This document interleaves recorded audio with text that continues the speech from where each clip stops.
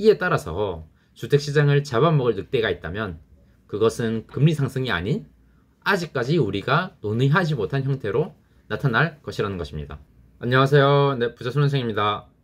이 채널에서는 제가 부자가 되는 과정 그리고 도전하는 과정을 공유하고 있습니다. 우선 이 영상을 본격적으로 찍기에 앞서서 한 가지 질문으로 시작하고자 합니다.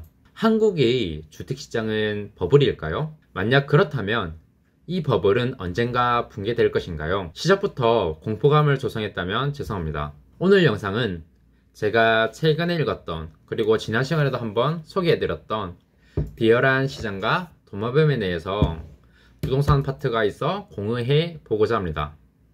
중간중간에 제 생각도 같이 첨부했으니 끝까지 영상을 봐주시면 감사드리겠습니다. 우선 앞서 말했듯 주택시장의 거품을 확인하는 방법에 대해서 이야기를 나눠보도록 하겠습니다. 이 책에서는 크게 4가지 방법을 언급하고 있는데요. 첫 번째, 주택가격이 임대료보다 훨씬 빠르게 증가한다는 것입니다.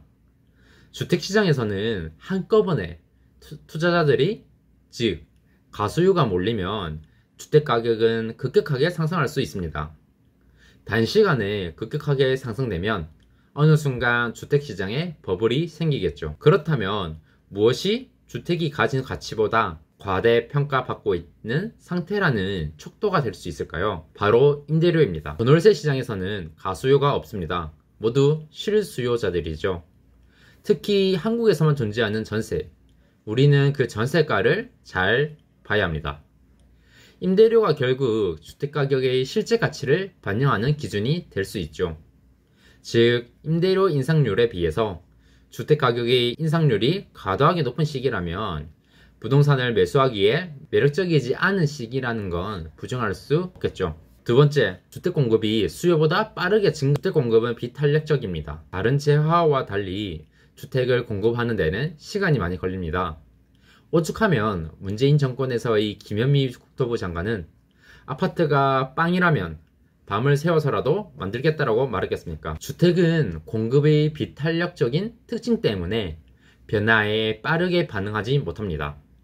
그렇기 때문에 미리 주택 공급 계획을 세워서 인허가를 해줘야 하는 것입니다. 이에 반해서 주택 수요는 탄력적입니다. 탄력적인 것은 변화에 빠르게 반응합니다. 따라서 경기가 안 좋고 실제로 부동산 가격이 하락하고 있거나 하락한다는 기사로 도배되면 사람들은 거주 형태에 대해서 놀라울 정도로 유연해집니다. 그리고 주택 수요는 인구보다 훨씬 더 빠르게 변합니다. 혹자는 인구가 감소하기 때문에 주택 수요는 줄어들 수밖에 없고 그러니까 부동산 하락은 필연적이다라고 말합니다. 다시 말하겠습니다. 주택 수요는 인구보다 훨씬 더 빠르게 변합니다. 대부분의 사람들이 오해하는데 주택 수요는 실수요자만 있는 것이 아니죠. 투자하는 가수요도 있습니다. 호황기에는 주택 수요가 인구 증가율보다 훨씬 빨리 증가하고 불황기에는 허리띠를 조이게 됩니다. 이에 따라서 주택을 매수하고자 하는 수요는 줄어들 수밖에 없고 심지어 전세 수요도 줄어들겠죠. 한국에서는 매수도 안 하고 전세도 안 한다면 선택지는 월세밖에 없습니다.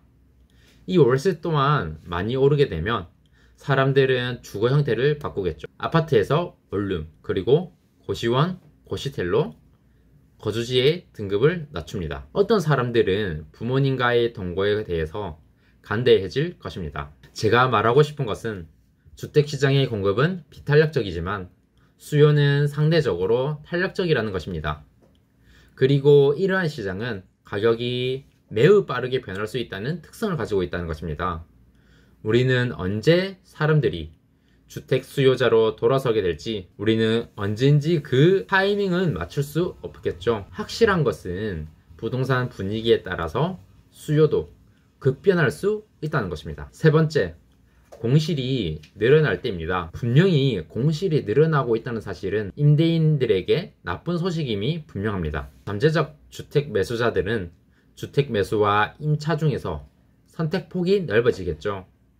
늘어난 공실은 잠재적 매수자들로 하여금 언제든지 주택을 매수할 수 있다는 생각이 들게 만들 것입니다. 더욱이 임차 가능한 물량이 늘어나는 것이니 임대료도 낮아질 수밖에 없겠죠. 그리고 이러한 임대 시장의 영향은 주택 가격에 영향을 미칠 수밖에 없습니다. 네 번째, 일부 지역에 광적인 믿음이 나타날 때입니다. 비합리적인 시장은 경제적인 측면보다는 심리적인 측면의 영향을 많이 받습니다. 부동산 시장은 통계로 설명되지 않는 광기의 징후를 최소한 두 가지 보여준다고 책에서 언급합니다. 첫 번째는 많은 시장에서 버블을 동반한 광적인 매수세가 나타난다는 것입니다. 두 번째는 집값이 절대 떨어지지 않는다는 믿음이 팽배해진다는 것입니다. 시장의 비합리성이 정점에 있을 때는 사람들이 하락이 불가능하다고 생각한다는 것이죠. 그리고 사람들이 어떤 상품 시장의 광기에 가까울 만큼 철석같이 믿고 있다면 그것은 매력적인 투자 상품이 아닙니다. 하지만 반대의 경우도 언급하고 가겠습니다. 많은 사람들이 어떤 상품 시장을 극도로 꺼리고 두려움을 가지고 있다면 그때는 굉장히 매력적인 투자 상품일 확률이 높겠습니다. 22년 하반기 부동산 공포가 극대화되었을 때 그때는 사실 매수의 기회였다는 것입니다. 다음으로는 이제 주택시장의 위험 요소에 대해서 다뤄보도록 하겠습니다. 첫 번째는 바로 이자율 상승입니다. 물론 금리 인상은 주택가격에 하방 압력을 가할 것입니다. 하지만 금리 인상이 주택가격에 절대적인 영향을 미치는 것은 아니라고 저는 말하고 싶습니다. 금리만으로 주택가격을 설명하는 것은 불가능하다는 것입니다. 사실 개인적으로 금리보다는 아까 앞서 말씀드렸던 공급의 비탄력성, 수요의 탄력성이 주택가격에 더 큰 영향을 미친다고 생각합니다. 물론 금리 인상이 수요를 억제시킬 수 있습니다. 그러나 앞서 말했듯 탄력적인 것은 변화에 빠르게 반응할 수 있습니다. 금리가 아무리 높다고 하더라도 집을 매수해야 된다는 분위기가 형성된다면 임차가 아닌 매수를 할 수밖에 없는 상황이라면 수요는 늘어날 수밖에 없습니다. 더구나 금리 인상은 공급도 억제시킬 것이기 때문이죠. 어쨌든 한국의 금리와 주택가격의 상관관계를 살펴보면 알 수 있습니다. 현재 급격한 금리 인상으로 인해서 영상을 찍는 현재 한국의 기준금리는 3.5%입니다. 하지만 역사적으로 살펴보면 현재보다 금리가 더 높았던 때가 있습니다. 2008년 8월 기준금리가 무려 5.25%였습니다. 당시 국제금융위기 때문에 경기가 좋지 않았죠. 지금보다 훨씬 높은 기준금리입니다. 그럼 이 기준금리가 한국의 주택가격 하락에 절대적인 영향을 미쳤을까요? 앞서 저는 금리가 주택가격을 결정짓는 요소가 아니라고 말했습니다. 지금 당장 역사로 증명해 보이겠습니다. 지역별로 살펴보시죠. 서울은 이제 2008년 8월 하락했습니다. 경기도도 보시면 하락했다는 것을 알 수 있죠. 하지만 부산, 전남 등 일부 강력시 지방에서는 오히려 매매가와 전세가 모두 상승하고 있는 것을 볼 수 있습니다. 당시 서울, 경기도의 금리만 5.25%가 아니었습니다. 대한민국의 기준금리는 지역과 상관없이 5.25%였죠. 기준금리가 주택가격에 절대적인 영향을 미쳤다면 기준금리가 주택가격과 연동된다면 모든 지역에서 주택가격이 하락했을 것입니다. 그렇다면 현재 2008년보다 낮은 기준금리에서 왜 전국적으로 주택가격이 하락하고 있을까요? 다양한 이유가 있겠지만 예측이 불가능한 요소가 주 원인인 것으로 저는 생각합니다. 대표적으로 예측 불가능했던 금리의 급격한 상승, 그리고 러시아 우크라이나 전쟁 같은 요소 말입니다.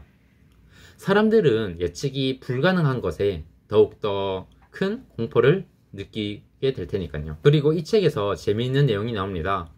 옛말에 눈에 보이는 뱀은 잘 물지 않는다는 말이 있다는 것입니다.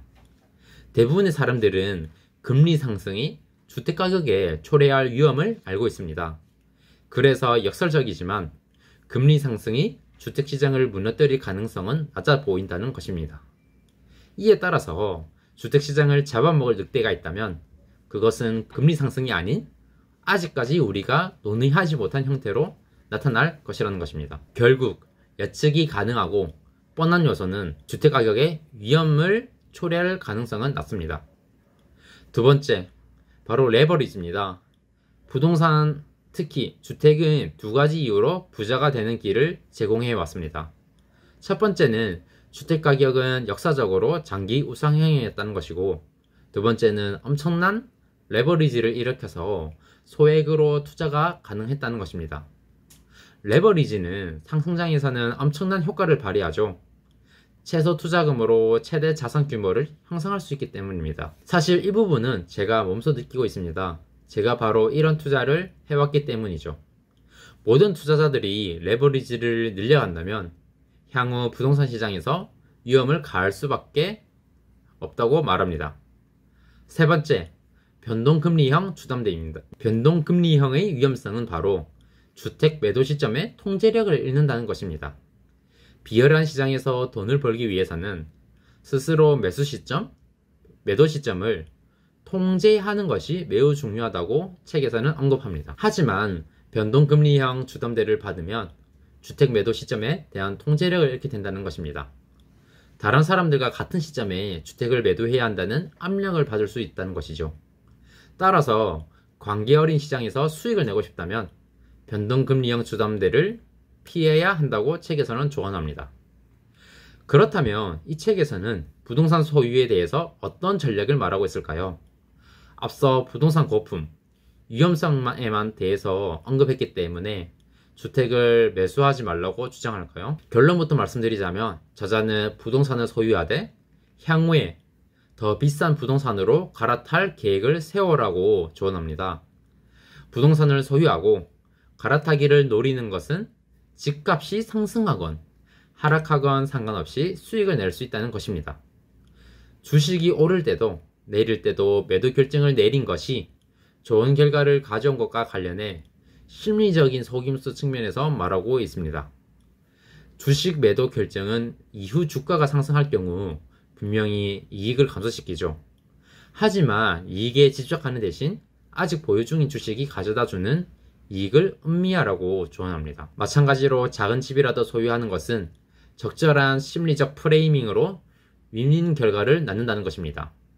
주택시장이 좋아진다면 현재 보유한 부동산에서 추가적인 시세 차익을 얻을 수 있겠죠. 반대로 불황이 찾아온다 해도 우리가 꿈꾸는 집은 현재 우리가 사는 집보다 하락폭이 훨씬 클 것이므로 지금보다 더 적은 비용을 들여서 원하는 집으로 이사할 수 있다는 것입니다. 결론은 작은 집이라도 소유하라는 것입니다. 지금 당장 비싸고 넓은 집을 살 게 아니라 일단 작은 주택을 사되 여러분이 꿈꾸는 이상적인 집으로 갈아타기를 계획하고 준비하라는 것이죠. 마지막으로 그럼 부동산 시장은 언제 회복이 가능할까요? 요즘 언론에서 부동산 시장 회복에 대해서 많이 다루고 있긴 하지만요. 책에서는 부동산 시장은 도마뱀의 뇌가 주택이라는 투자 자산을 싫어하게 될 때쯤 비로소 다시 건강하게 회복할 수 있을 것이다 라고 말합니다. 엄청난 공포가 불어닥쳤을 때야말로 다시 건강하게 회복할 수 있는 때라는 것이죠. 여러분은 어떻게 생각하시나요? 오늘 영상을 보시고 한번 생각해 보시면 좋을 것 같습니다. 그럼 오늘 영상이 좋았다면 좋아요, 구독하기 부탁드리겠습니다. 긴 영상 시청해 주셔서 감사합니다. 이상 부자촌년생이었습니다. 감사합니다. 이에 따라서 주택시장을 잡아먹을 늑대가 있다면 그것은 금리 상승이 아닌 아직까지 우리가 논의하지 못한 형태로 나타날 것이라는 것입니다.